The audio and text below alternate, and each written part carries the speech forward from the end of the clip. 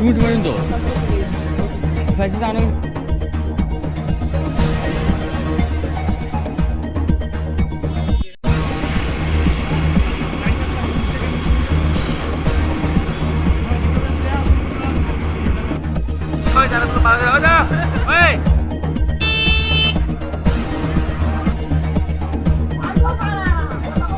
Accidentally fire service এসেরা এটা নিবাইছে peacefully আছে কোনোখানে ধরনের কিছু হয়েছে না।